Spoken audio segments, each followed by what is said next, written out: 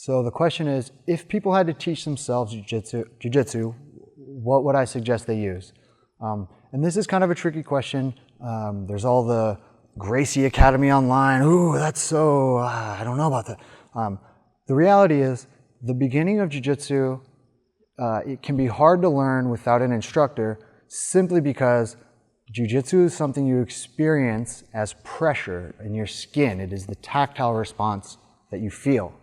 So if you're able to feel what proper jiu-jitsu is like, you have, you know someone that's a black belt, or you're able to take some classes and really get a sense of the feeling of jiu-jitsu, it is possible to learn jiu-jitsu after that through different resources that you can find, books, stuff online. But for the beginning stages of jiu-jitsu, I wouldn't recommend it. Now, if you're unable to get to a school or for some reason that's you and a buddy are going to learn jiu-jitsu on your own, it is possible, but again, it's not really the ideal situation. But on the other hand, from purple belt through black belt and beyond, you are almost exclusively teaching yourself, in the sense that you are now the filter for what information from your instructor or online gets a lot of your attention and what information you set aside for now. At the beginning of jiu-jitsu, there's a lot of technique collection because it is so powerful to have something to do and to have someone else who has nothing to do.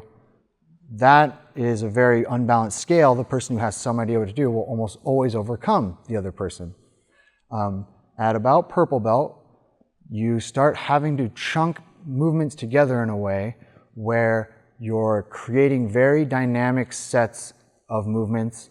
For example, armbar, cross collar strangle, and triangle from closed guard. You have drilled them to the point where you can do them individually, no problem. And at purple belt, the test is, can you begin doing one and yet be prepared for the other two when your partner responds accordingly? Okay, so using that same example, if I start doing a cross collar choke from guard, at blue belt, I will need to have learned how to finish that strangle so that my partner either A, taps, or B, goes to sleep. Once I've got that down, I start doing that cross collar strangle, my partner brings their arms either over top of my arms or underneath my arms, or I shouldn't let them get underneath my arms, but they try to get underneath my arms.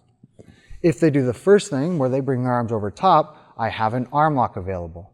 So I'll need to drill that arm lock to the point where I can do it automatically without having to stop doing the cross collar strangle. And likewise with the triangle. So what we start to see is that at blue belt, you focus on mechanics, you learn what the proper steps are for the cross collar, for the arm lock, for the triangle, and you continue to dive into mechanics all throughout purple, brown, and black. By focusing in on the techniques you know the best, you will find smaller and more nuanced movements that make enormous differences in the effectiveness of the same techniques you've been using. So for example, at purple belt, being able to hold a cross collar strangle and move your legs up to your partner's shoulder to execute an arm lock is a tremendously powerful skill. At blue belt, it's oftentimes the case that people do a cross collar strangle, then when they recognize the arm lock, they essentially let go of everything they had to grab the arm and try to arm bar, and it fails. So that movement from blue belt to purple belt is oftentimes being able to keep the current threat on the table while you begin introducing a new threat.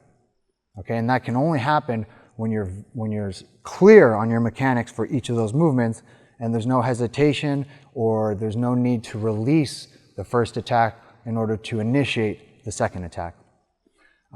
From purple to brown, and a lot of times at brown belt, there is a very tricky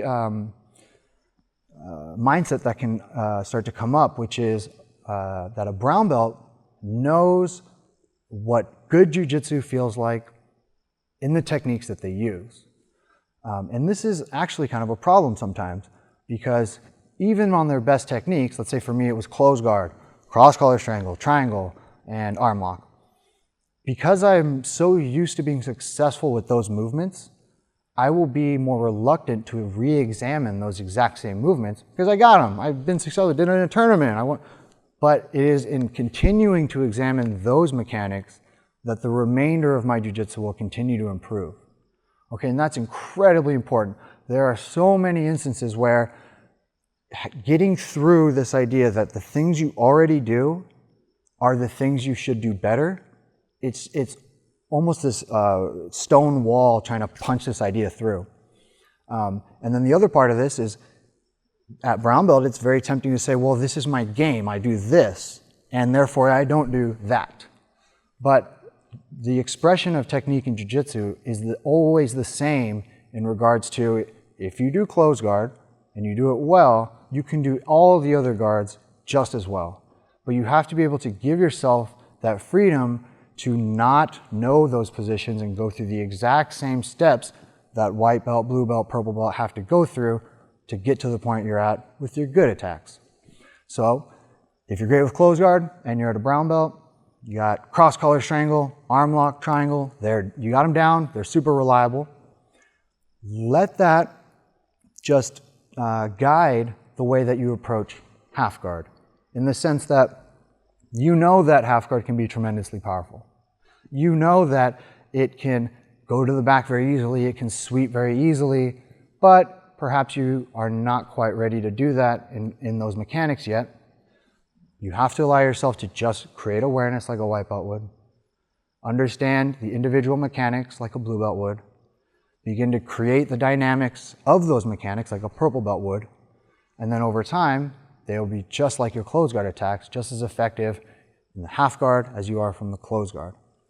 And then what you start to see is that all those things that you're doing when you go from, I'm good at close guard, to I'm learning half guard, going through this process, I'm learning spider guard, I'm going through this process, you start to pick up on the really big picture of jiu-jitsu, the principles of movement that don't change whether you're doing close guard or doing a bullfighter pass or doing a straight ankle lock. There are certain subtle movements that if you consistently move with those principles in mind will give you success.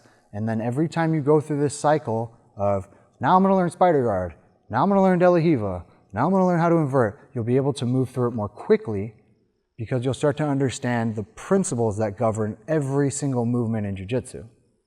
So my recommendation is that around purple, brown, and especially at black, you go to the things you do best and you continue to ask yourself more and more useful questions about how to make them easier and more effective, because that's what's really going to give you the power to learn things that are new in a very, very effective manner. It won't take you 10 years to learn what took you 10 years up to this point. If you want more videos, please click below to subscribe. If you want to dive in deeper, you can click here to get a free video seminar I did of one of my favorite sequences from standing to submission. And if you have any questions or anything you want to see, please leave it in the comments below.